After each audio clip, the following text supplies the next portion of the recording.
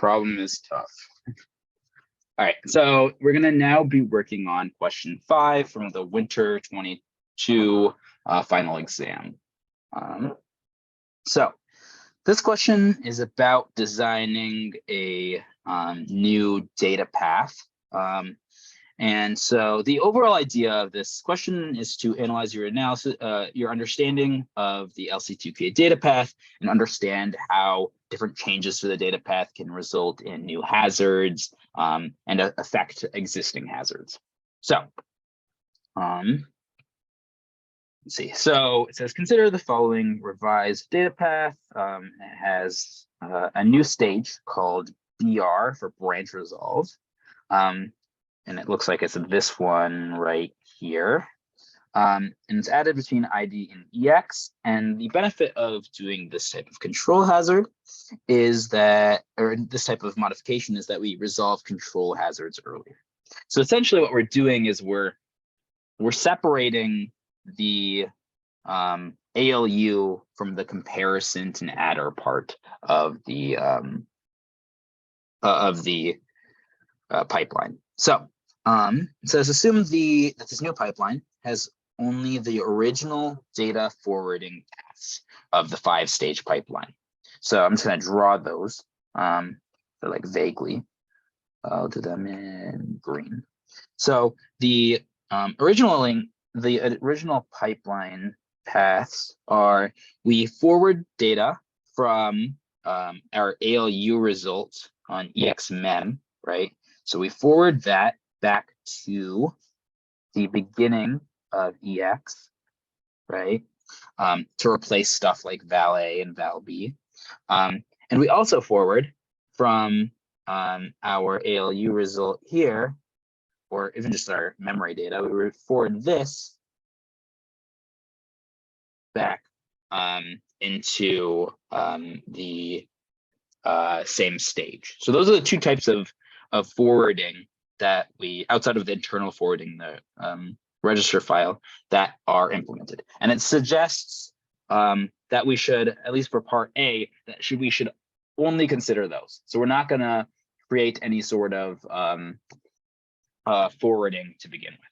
So it gives us a pair of instructions. So the source of a dependent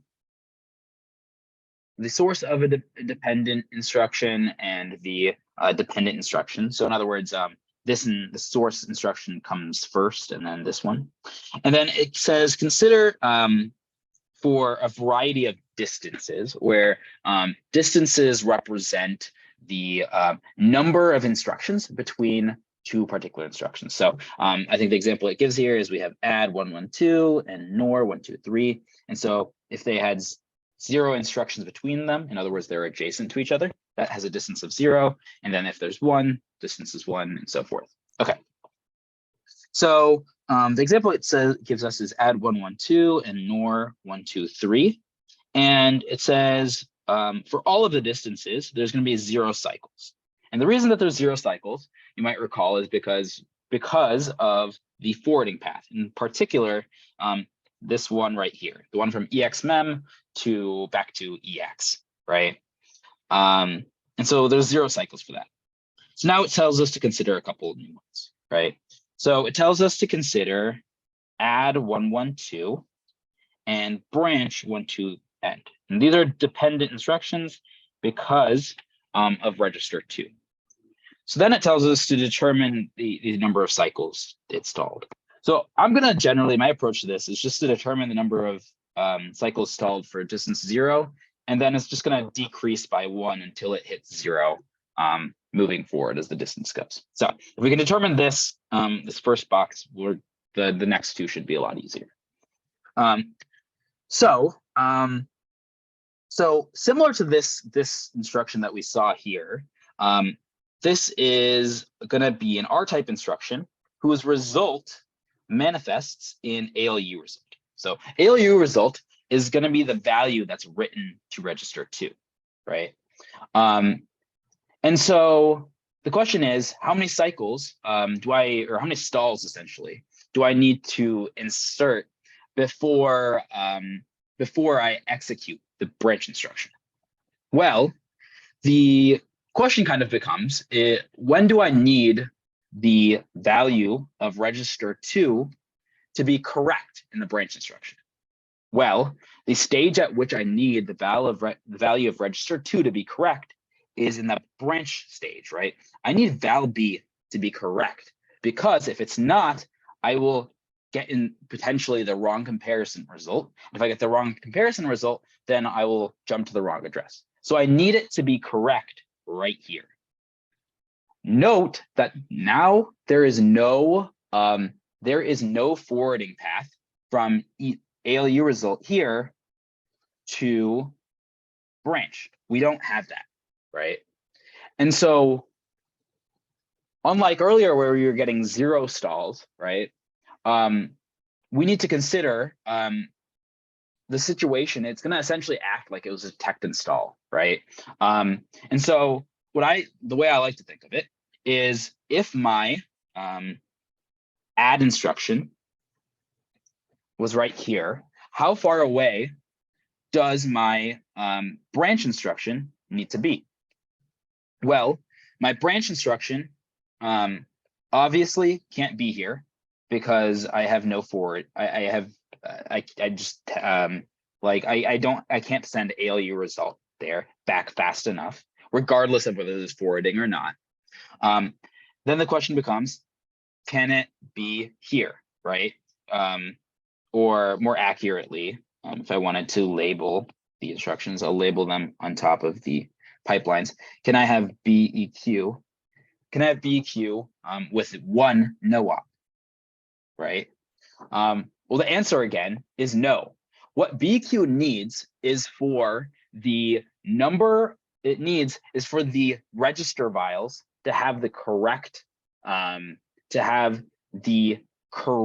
number of correct value. So the only time at which that occurs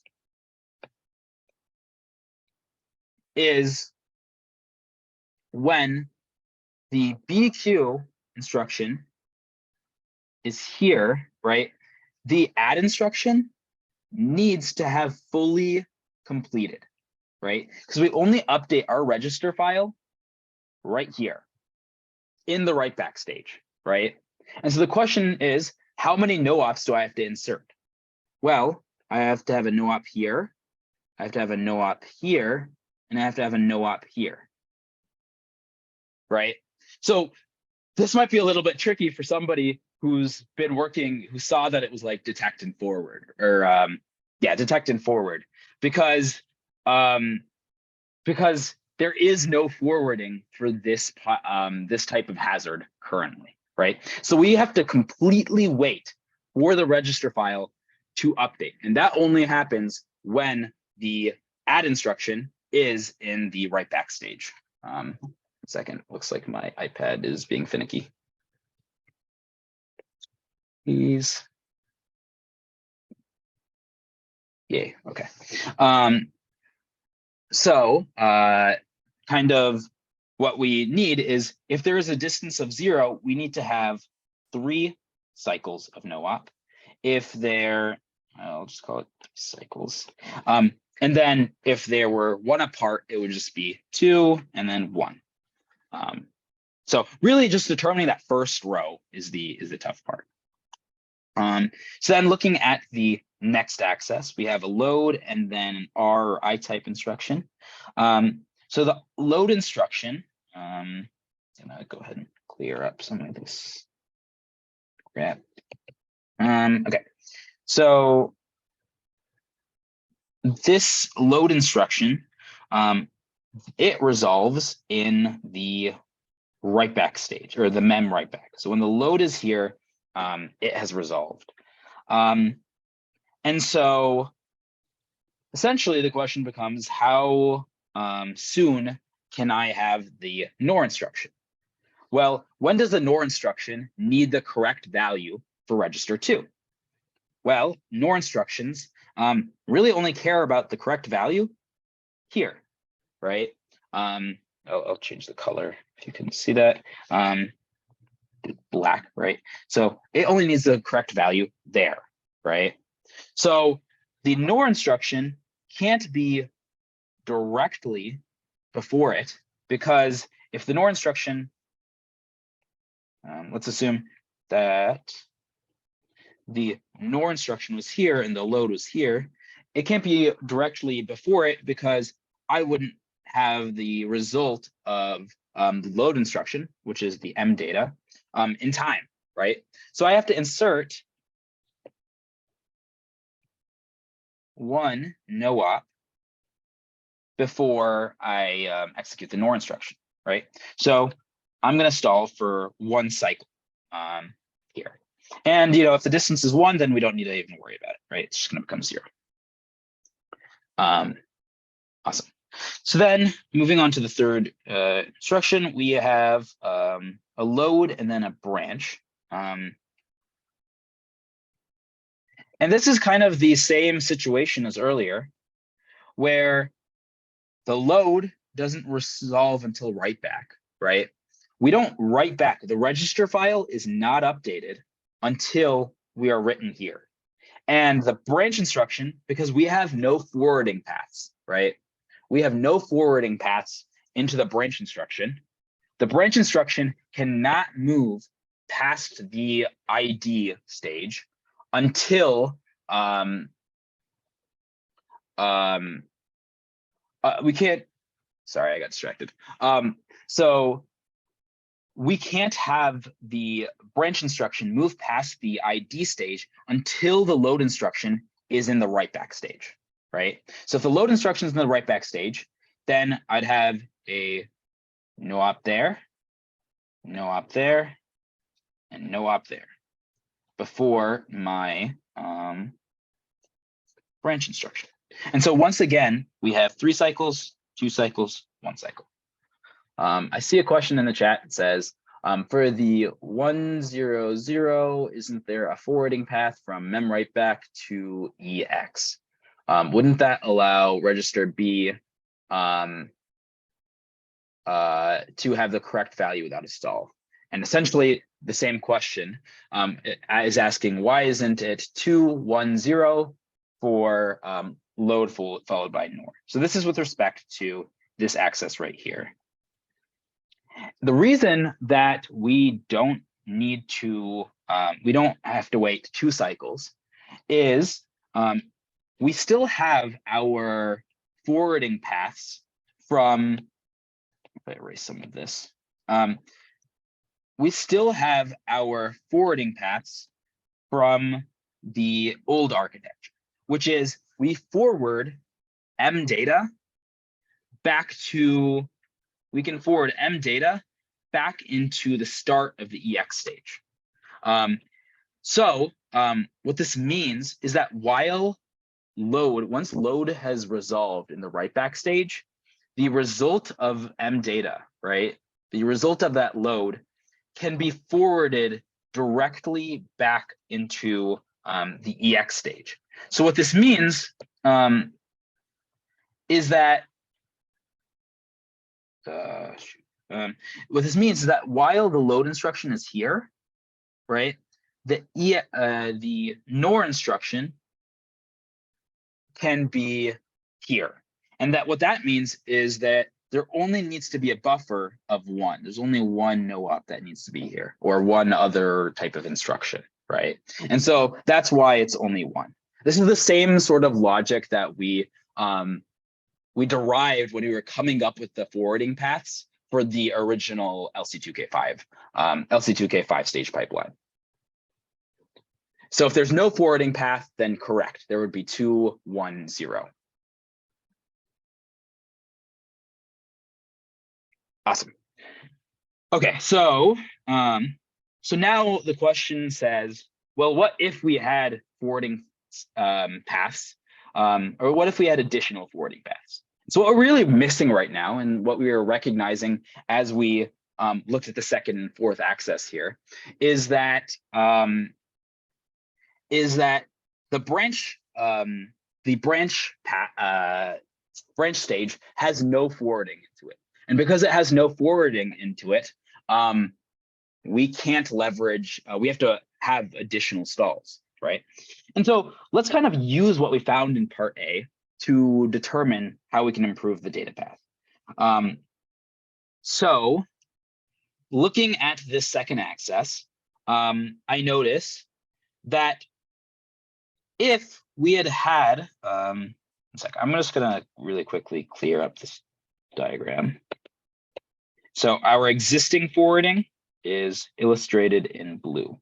We forward ALU results from this stage back to this stage, as well as, or I guess that's all it applies. And then we also have, we forward M data, or I guess the result of this, from the stage also back to there. What if we had some sort of modification that allowed us to resolve, in this case, the R-type instruction in the branch instruction, right? Well, ideally, right, the branch instructions or the add instructions result is available in the mem stage, right?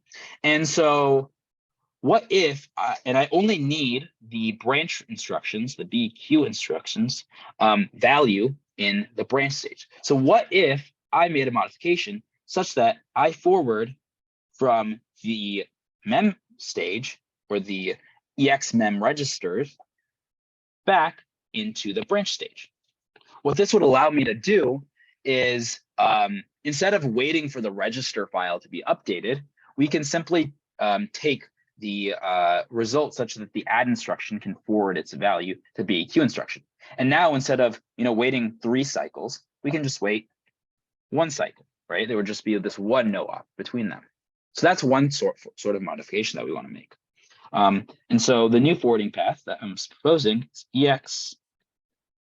Oh my God, my handwriting's awful with this Apple Pencil. EX mem to BR. Okay, so this okay. Oh, that's not the one. Okay, so this middle axis right here isn't really affected, so we don't need to worry about. This wasn't affected by the change to the design. What we really need to worry about now is looking at this one. So this is another case where we don't have any forwarding to the branch stage, and therefore, we have to wait until the register file is entirely updated. So what if we could forward the result of a load instruction to the branch stage, right? Or to a BQ instruction. So once again, I only need the BQ instructions registers to be correct in the branch stage, right? I only need this and this to be correct here, right? I should use a different color. I'm gonna use blue. No, I shouldn't use blue. Rainbow. Let's do purple. So I only need it to be correct here. So, so the load instruction, the result of it resolves in this W, right? Because it's M data. So in other words, I need to make M data, or the result of this mux, to resolve back in this BQ instruction. And so the way I can do that is I can forward this all the way back to here. So in order to support this in hardware, we can propose another modification. This modification suggests we move from the mem write back pipeline registers all the way back to the branch instruction. So, I mean, at this point, I could spend a lot more time trying to figure out if there's any other modifications. Generally speaking, when I'm trying to consider new sorts of pipeline modifications for additional forwarding, I just need to worry about the new stages that were introduced. Obviously, we need to consider the fact that maybe existing forwarding might have been lengthened or like we'd have to consider additional stalls for existing forwarding paths. But when I'm considering the new forwarding paths, I only really need to consider the branch stage. And we've kind of considered both additions of forwarding to the branch stage. So I don't think we really need this third forwarding path. So now we're going to kind of take what we decided here and consider how it affects the results. So we made no pipeline changes that would have affected this one right here. So this is going to stay the same. Looking at the second part here, the add and then the BQ, we kind of were already kind of getting at this, is with adding this forwarding path from the EX mem registers back to the branch, right? We can have an add instruction in this in the mem stage or the EX mem stage, and we can just have one no op or one like non dependent instruction between, and then the BQ can be right after it. In other words, the gap between these only needs to be one large, right? So then this would be one. Actually, wait. Is that correct? It might need to be one longer. Is it? No, that's fine. It's 100. Yeah. Okay. So it only needs to be a gap of one, right? So then for our last access here, so this is the one that we added in purple, right? We need to consider a load then a branch. So the load, as we kind of designed our data path around, the load can be in our last stage here in our write back, right? Or the mem write back. And then the BQ can still be in branch. And so the gap between these is I need to have two no ops, right? I need a gap of two, or they don't necessarily have to be no ops. They can be other non-dependent instructions, but the separation here has to be two, right? And so looking at the results, we just have 2, 1, 0. So then it asks this last part here. It says, with a new pipeline design, how many cycles of stall are we going to have in the pipeline in the case of a branch misprediction? So this is not regarding, so far we've just considered data hazards. Now it's asking me what happens if we have a control hazard. Well, a control hazard occurs, well, let's just kind of look at our pipeline. I'm going to, we don't need our forwarding paths for determining control hazards, so I'm just going to ignore those for now. And so basically the question becomes, when does a branch resolve, right? So the way I like to think of this is, let's say we had a branch instruction, a BQ instruction, and it was followed by a bunch of, we'll call them add instructions.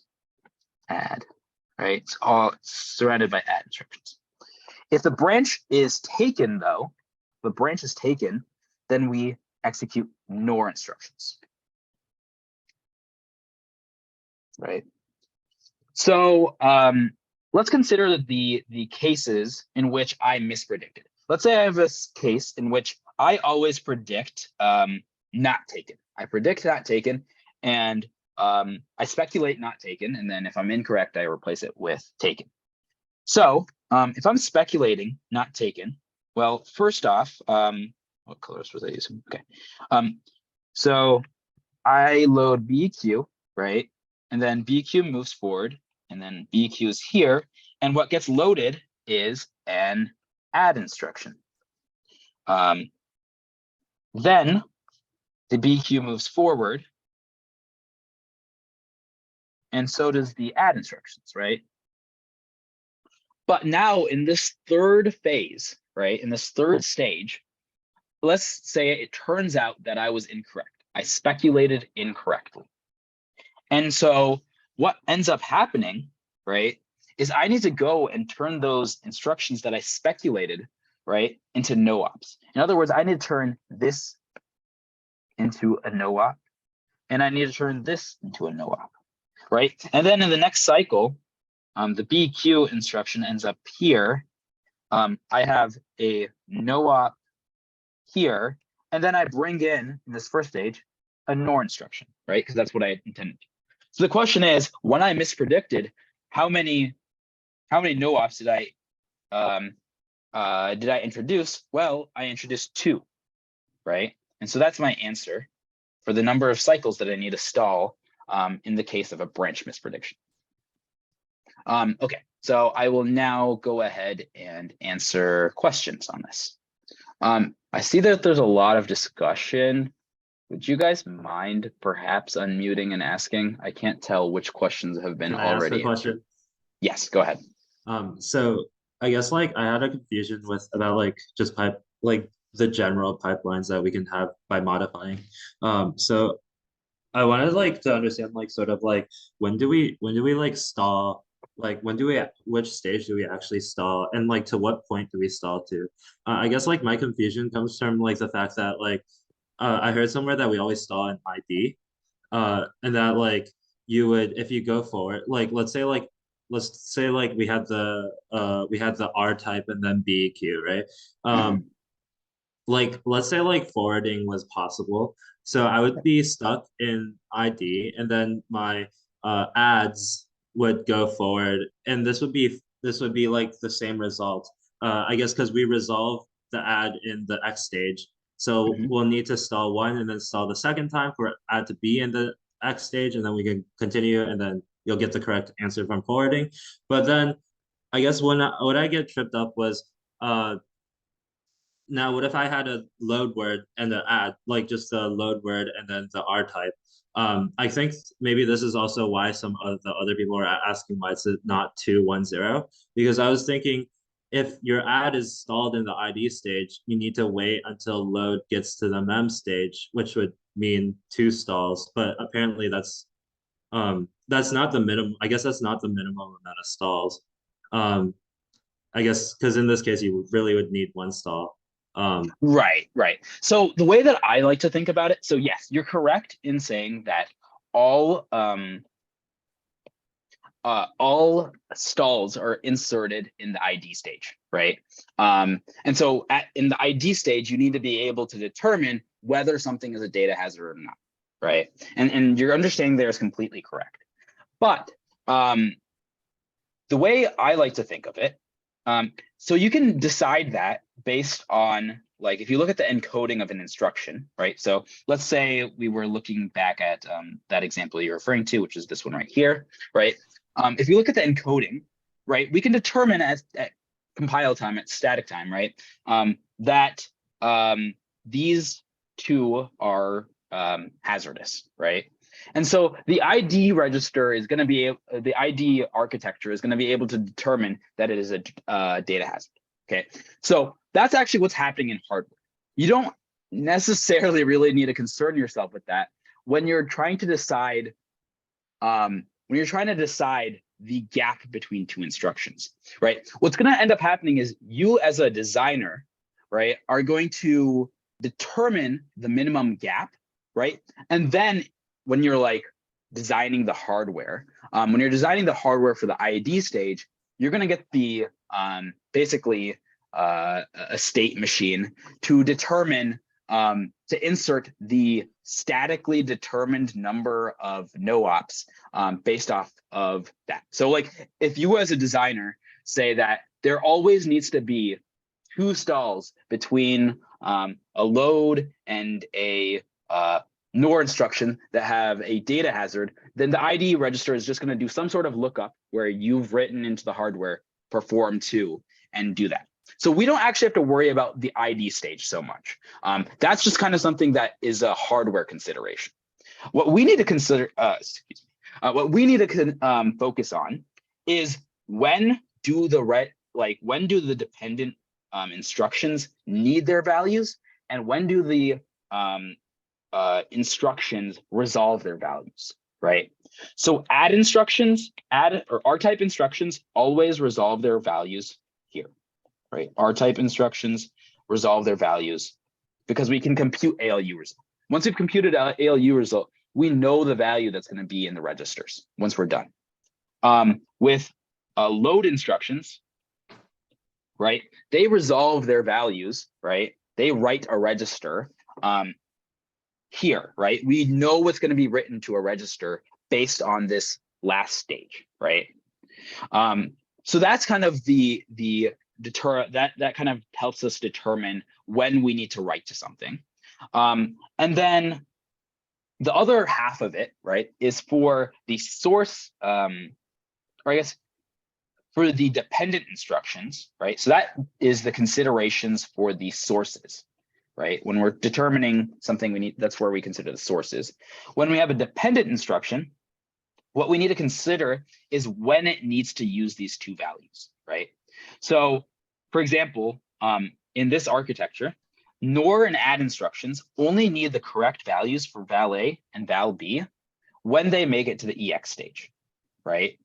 And so the same thing goes for load instructions. So for R type and load instructions, they need the correct values when they make it to the EX stage, right? And then for branch instructions, right, they need the correct values in this architecture when we make it to this stage. Additionally, like if we wanted to consider store instructions need the correct values here. Those are the kind of the only ones that I'm not going to focus on jollers because we don't really ask too many questions about that. But yeah, so now, right, we've determined when different instructions need the correct values. We've determined when certain instructions calculate the value. When I say resolve, I mean when they calculate the value that they are eventually going to write into a register, right? In an add instruction, after the ALU, after the EX stage is completed, right, I have officially calculated the value that is eventually going to be written to that register. So when I say resolving, that's what I mean. Now that I've determined when the dependent instructions need the correct value, and now that I've determined when the source of the data dependency instructions resolve their values, I can just determine the gap. So let's say I had two sequential R-type instructions, right? Like say here and say here. Well, you can see that there doesn't need to be a gap here, right? So I have 0 cycles of stall. And if we think about what we learned in pipelining in this class, remember we decided that if we had 2 sequential adds, even with the data dependency, we need no stalls. So that's how we got that. If we had a load and then an R-type instruction, right? Or even a load, then another load, and then a load or another store, then I need to have this gap, right? You notice that the load resolves here, and the R-type, the load, store, all of them need the correct value here. And so we have to insert one no-op, or perhaps like there needs to be one instruction in the middle of those for those to be correct, right? And so the ID stage is the one that's determining this, right? But when we're trying to determine the number of stalls, we don't need to worry about the ID stage. And then, in this case, for like when we were looking at this instruction right here, we were looking at branch instructions, right? We saw that the load instruction resolves here, and the branch instruction needs the correct value here. What is the gap? Well, the gap is 2 instructions or 2 stalls, right? Does that kind of answer your question?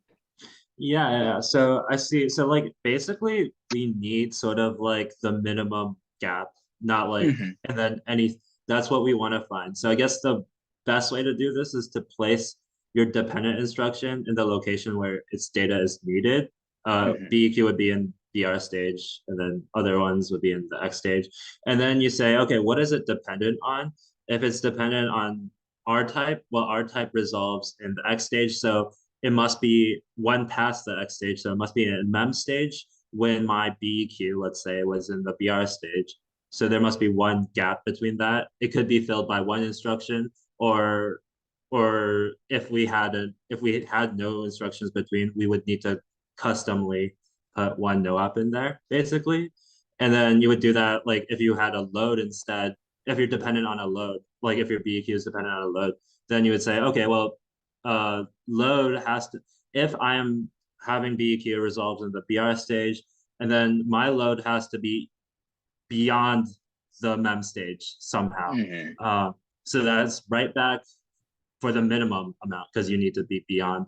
And so it would Exactly. be two gap. It could be filled by either instructions that are not related or customly you can insert no ops. So Exactly. I Yeah. guess okay, that's great, Yeah. cool. I think I understand. Thank you so much. Yep. Any other questions? Yeah, I have a question. Mhm. I guess the part I'm confused about is part D, but I guess in general, I'm wondering why this would be different than our original 5-stage pipeline, given that like the stage that we resolve the BEQ, so like the stage where we know if we're Mhm. branching or not is like the same distance from the beginning. So why would we only stall twice? Yeah. So I think the reason, and let me actually, before I say this, let me really quickly check and look at an image of the original pipeline so I can confirm this. I don't want to say something that's wrong.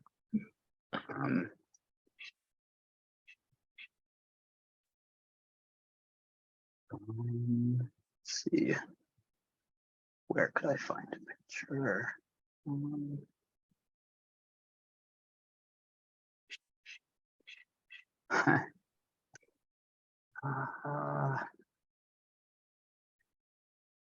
Probably like lecture 16. Lecture 16, I think. Probably Yeah, has it. 15 or 16. Wait, no, 15. Oh, does lecture 15 have it? Okay. Actually, probably discussion 8. Yeah. All of my Bluetooth mouse and my Bluetooth keyboard are lagging like hell because I am using my iPad over Bluetooth. Oh, I see. I'm sorry. It's taking me a little bit longer than I would have appreciated. It's okay. Um,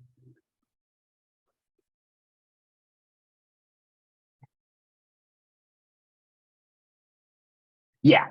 So your question was along the lines of why does, this architecture have a lower just stop 3.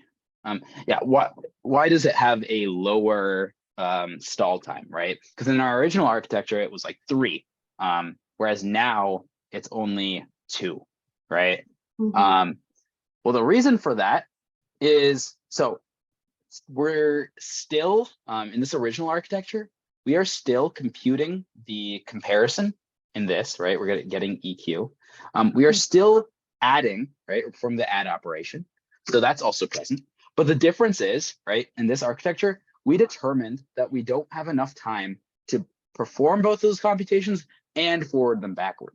And so what ends up happening in this architecture is we wait until the mem stage, and then you can see that this wire goes backward, Oh, right? So that's really the only difference, is that in this architecture, we are waiting one stage to send it backward. And in the architecture that we were just looking at on the exam, we wait, we do it within this stage, right? Does that make sense? yeah, that makes a lot of sense. Okay, thank you. Wait, can I just clarify something about that as well? Sure. So is it like when the branch resolves, sort of like when its data gets sent back, and like it'll squash every stage before that, I guess? Is Mhm. that sort of the idea? So you just need to count up the number of stages before, BQ resolve. In this case, would be IF and ID. Yeah. So it would be 2. in this case? Yeah, so if we want to use that same framework that I was kind of using earlier, right, where I determine when a instruction resolves, BEQ instructions in this architecture resolve in this, right? I have the final result computed here, right? And so all instructions that are dependent on it, which is really any instruction, right, can't even be fetched, right, until it's until the BEQ resolves, right? And so essentially, I have to have a no op here and a no op here, right? And that's 2, which is why I got 2 down here. I Does that make see. sense? Yeah. Slightly different, but because like the source instructions are even before, like they're in the IF stage, right? It's even before the IF stage. So it's just a little bit different. But if you wanted to continue using that like framework for thought, you just determine where the BEQ instruction is, and then you can like the gap will still work. I see. But can I like quickly summarize what I guess like about general pipelines? Can you like just quickly check if my summarization is right? Sure. Okay, so I guess in the case of detect and stall, if we're using on a general pipeline, we need to stall in the ID and wait until it gets to the other instruction gets to the write back stage, and that's sort of like the gap you need, and that's the number of no-ops you need, I guess. And then if you need a if you had a control hazard and you were trying to do detect and stall on control hazard, you would stall everything else in the IF stage, and then BEQ moves forward until it gets resolved. And the number of stalls is just the number of stages before it gets resolved, I guess. And then for detect and forward, you just need to compute, like you just need to find where the source instruction gets resolved, where your instruction needs the data, and then find that's your minimum, that's the gap you need between those two, and see like that's the minimum gap. And so if you had 0 distance, that would be 2, like how many no-ops you need between that. And then for squash and or speculate and squash is just the number of stages before BEQ sort of like resolves. Is that sort of like? Yeah, I think that was a pretty good reflection of kind of what we discussed. So yeah, I think it was a good summary. All right, great. Thank you so much. Yeah. Okay, I'm gonna end this recording.